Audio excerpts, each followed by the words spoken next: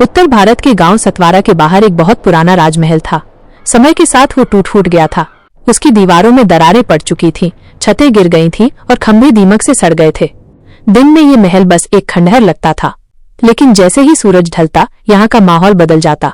हवा अचानक ठंडी हो जाती, जैसे कोई अदृश्य परछाई धीरे धीरे घूम रही हो।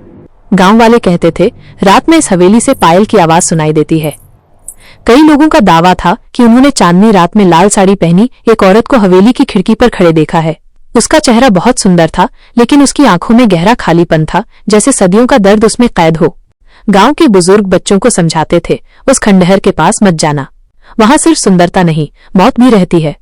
कभी कभी कुछ युवक बहादुरी दिखाने की कोशिश करते, लेकिन जो भी हवेली के पास गया उसका अंजाम बुरा ही हुआ। कोई पागल होकर लौटा, कोई कभी वापस ही नहीं आया, और जिनके शव मिले उनके चेहरे पर एक ही भाव जमे थे, डर और आकर्षण का अजीब मिश्रण।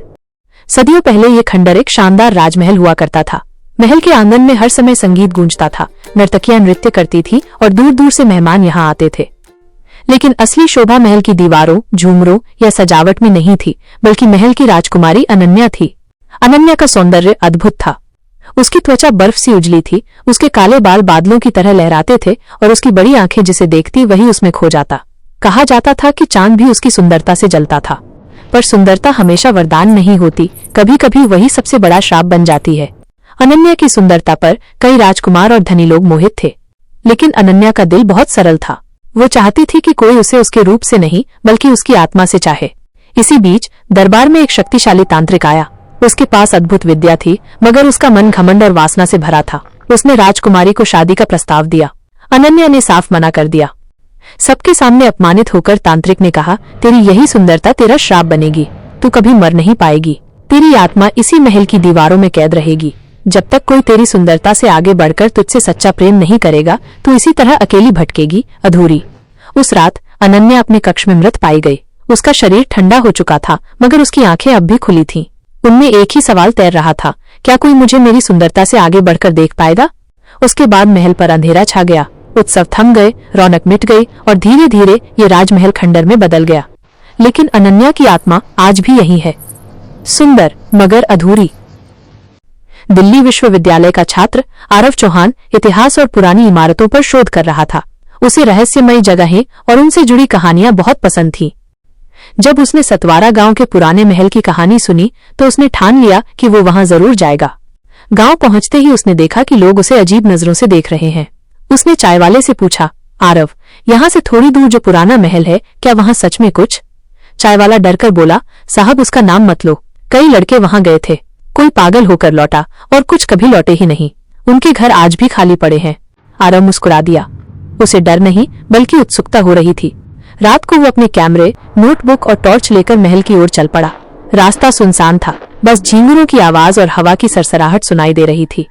महल का टूटा हुआ दरवाजा चरमराकर खुला। अंदर घुप अंधेरा था, हर जगह धूल, टूटी मूर्तियां और मकड़ी के जाले थे, जैसे समय वहीं रुक गया हो। आरव ने सोचा, इन दीवारों में कितनी कहानियां छुपी होंगी। अगर मैं इन्हें लिख पाया तो ये मेरी सबसे बड़ी खोज होगी। लेकिन तभी उसके कानों में धीरे धीरे पायल की आवाज आई। वो अचानक रुक गया। पायल की आवाज धीरे धीरे पास आने लगी। आरव का दिल तेजी से धड़कने लगा। उसने टॉर्च घुमाई, पर सामने कोई नहीं था। अचानक हवेली के अंदर हल्की चांदनी फैली और एक आकृति दिखी। लाल रेशमी साड़ी, लंबे खुले बाल और ऐसा चेहरा जिसे देखकर कोई भी सांस लेना भूल जाए। उसकी आंखों में रहस्यमयी चमक थी, खूबसूरती और दर्द का मिलाजुला असर। आरव की टॉर्च उसकी ओर गई। वो कोई साधारण लड़की नहीं थी। उसकी मौजूदगी से पूरी हवेली ठंडी और डरावनी हो गई। वो धीरे से बोली, तू यहाँ क्यों आया है? क्या तू भी मेरी सुंदरता के जाल में फंसने आया है? आरव डरते डरते बोला, नहीं नहीं, मैं तो सिर्फ रिसर्च करने आया हूँ। मैं सच जानना चाहता हूँ। वो हल्की सी हंसी। उसकी हंसी मीठी थी, लेकिन उसमें दर्द छुपा था। वो बोली, सदियों से लोग मुझे देखते हैं, कोई डर जाता है, कोई मेरी सुंदरता पर मोहित हो जाता है, लेकिन मेरी आत्मा, उसे कभी किसी ने नहीं समझा। आरव ये सुनकर सन्न रह गया। उसे समझ आया कि ये वही राजकुमारी अनन्या है जिसके बारे में उसने सिर्फ कहानियां सुनी थी। अनन्या की आंखें सीधे आरव पर टिकी थीं। वो बोली, अगर तू सच जानना चाहता है तो जान ले, मेरी सुंदरता ही मेरा सबसे बड़ा श्राप है। आरव ने साहस करके कहा, मुझे सब बताओ, शायद मैं तुम्हें समझ पाऊं। टूटी खिड़की से आती चांदनी दीवार पर अनन्या की परछाई बना रही थी। आरव को महसूस हुआ ये मुलाकात उसकी जिंदगी हमेशा के लिए बदलने वाली है। आरव डर के साथ टॉर्च पकड़े खड़ा था। उसने कांपती आवाज में पूछा, तुम कौन हो? अनन्या ने गहरी सांस लेकर कहा, मैं इस हवेली की राजकुमारी हूं। अनन्या। उसकी आवाज मधुर थी, लेकिन उसमें गहरा दुख छुपा था। वो आगे बढ़ी और बोली, मैं बहुत सुंदर थी, लेकिन अकेली थी। एक तांत्रिक ने मुझसे शादी करनी चाहिए। मैंने मना किया तो उसने मुझे श्राप दिया कि मैं कभी मरूंगी नहीं, बस आत्मा बनकर इस हवेली में भटकती रहूंगी। वो रुक गई और उसकी आंखें भर आईं। उस दिन मेरा शरीर मर गया, लेकिन आत्मा यहीं रह गई। लोग मेरी झलक देखकर पागल हो जाते हैं, पर किसी ने मेरे दिल का दर्द नहीं समझा।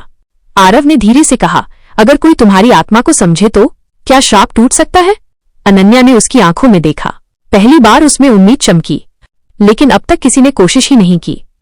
आरव समझ गया, वो अब सिर्फ रिसर्चर नहीं रहा, बल्कि उस पुरानी दुख भरी कहानी का हिस्सा बन चुका है। समय बीतने लगा और अनन्या ने धीरे धीरे आरव को महल में आने की इजाजत दे दी। एक दिन वो बोली, ये महल अब सिर्फ खंडर ही नहीं, ये मेरा कारावास है, और यहाँ का हर पत्थर उस श्राप का हिस्सा है। आरव ने पूछा, क्या कोई तरीका नहीं इस श्राप को तोड़ने का? अनन्या ने गंभीर स्वर में कहा, है, पर आसान नहीं। तांत्रिक ने शर्त रखी थी, या तो कोई मेरी आत्मा से प्रेम करे, मेरे रूप से नहीं, या फिर कोई अपनी आत्मा मुझे समर्पित कर दे। दोनों ही रास्ते कठिन हैं। पहला कभी पूरा नहीं हुआ और दूसरा रास्ता मौत से भी भयानक है। उसकी आंखों से आंसू बह निकले, जो पलक से गिरते ही हवा में धुएं में बदल गए। जो भी मुझे मुक्त करने की कोशिश करेगा, उसकी जान चली जाएगी। यही इस श्राप की सीमा है। आरव कुछ पल चुप रहा। उसका मन कह रहा था कि ये लड़की सिर्फ एक भूत नहीं, बल्कि सदियों से अकेली आत्मा है जो मुक्ति चाहती है। लेकिन उसके भीतर डर भी था, अगर मैंने उसकी मदद करने की कोशिश की तो क्या मैं भी हमेशा के लिए यहीं फंस जाऊंगा? हवेली की दीवारें गूंज उठीं, जैसे तांत्रिक की हंसी अब भी वहां बसी हो। दिन बीतने लगे। आरव रोज रात को हवेली आता और घंटों अनन्या से बातें करता। वो अब उससे डरता नहीं था, बल्कि हर मुलाकात के साथ उसे लगता कि वो उसे और गहराई से समझ रहा है। अनन्या की आंखों में सदियों की तन्हाई थी, लेकिन आरव की मौजूदगी से उनमें पहली बार उम्मीद की किरण दिखाई देती। एक रात आरव ने पूछा, तुम चाहती क्या हो अनन्या, मुक्ति या साथ? अनन्या ने उसे देखा। उसकी आंखें नम थीं। मैं बस चाहती हूँ कि कोई मुझे मेरी सुंदरता से आगे बढ़कर देखे, कोई मुझे समझे। अगर मुक्ति मिल जाए तो अच्छा है, वरना ये कारावास मेरी किस्मत है। आरव ने उसके हाथ को छूने की कोशिश की। पहली बार उसका हाथ ठंडा नहीं था, बल्कि हल्की सी गर्माहट थी, जैसे वो इंसान हो। उसी पल हवेली की दीवारें कांप उठीं। मोमबत्तियां अपने आप जल गईं। हवा में तांत्रिक की गूंज सुनाई दी, जो मेरी शर्त तोड़ने की कोशिश करेगा उसका विनाश तय है। आरव पीछे हट गया, लेकिन उसके दिल ने कहा, मैं डरकर भाग नहीं सकता। रात काली थी। बादल गरज रहे थे। हवेली की टूटी छतों से हवा सीटी बजा रही थी। आरव हवेली के बीचों बीच खड़ा था। उसके हाथ में वो पुरानी डायरी थी। अनन्या सामने खड़ी थी। उसकी आंखों में डर और प्यार दोनों थे। आरव, मत करो, ये तांत्रिक का श्राप है, इसे तोड़ना आसान नहीं। अगर तुम असफल हुए तो तुम्हें भी ये हवेली निगल लेगी। आरव ने गहरी सांस ली। मैं डरकर भागने वालों में से नहीं हूं अनन्या। अगर मैं आज नहीं करूंगा तो सदियों तक तुम इसी अंधेरे में कैद रहोगी, और मैं तुम्हें ऐसा अकेला नहीं छोड़ सकता। उसने मंत्र पढ़ना शुरू किया। चारों ओर हवेली की दीवारें कांपने लगीं, जैसे किसी अदृश्य शक्ति ने उसे पहचान लिया हो। अचानक हवेली के अंधेरे कोनों से तांत्रिक की भयानक हंसी गूंज उठी। नादान लड़के, क्या सोचता है तू? सदियों पुराना श्राप ऐसे ही टूट जाएगा। अपनी जान देकर ही तू इसे तोड़ सकता है। आरव की आवाज कांपने लगी, पर वो मंत्र पढ़ता रहा। अनन्या चीख पड़ी, बस करो आरव, मैं तुम्हें खो नहीं सकती। लेकिन अब देर हो चुकी थी। मंत्र की आखिरी पंक्ति पढ़ते ही तेज चमक हुई। अनन्या की देह से धुंध की परतें उठी। उसकी आंखों से आंसू बह निकले, पर इस बार वे हवा में धुएं नहीं बने, बल्कि जमीन पर गिरे। वो कांपते स्वर में बोली, मुक्ति, आखिरकार मुक्ति। अनन्या की आकृति धीरे धीरे धुंध में घुलने लगी, लेकिन उसी पल आरव की चीख हवेली में गूंज उठी। उसका शरीर जमीन पर गिर पड़ा। अगली सुबह गांव वाले हवेली के बाहर जमा थे। रात भर वहां से तेज रोशनी और गूंज सुनाई दी थी। जब सूरज निकला, हवेली पहले से भी शांत थी। न पायल की छनक, न कोई परछाई। भीतर सिर्फ एक टूटी हुई डायरी पड़ी थी और दीवार पर हल्की सी छाया आरव की मुस्कुराती परछाई। गांव के बुजुर्गों ने कहा, श्राप टूट गया। राजकुमारी अनन्या को मुक्ति मिल गई, लेकिन वो अब कभी वापस नहीं आएगा। हवेली अब खामोश थी, लेकिन कुछ लोग कहते हैं, रात की नीरवता में अगर ध्यान से सुना जाए तो वहां दो आवाजें गूंजती हैं, एक स्त्री की मुस्कान और एक युवक की धीमी हंसी। मानो दोनों ने श्राप तोड़कर अमर प्रेम पा लिया हो। ऐसी ही और मजेदार और डरावनी कहानियों के लिए चैनल को सब्सक्राइब करना न भूलें।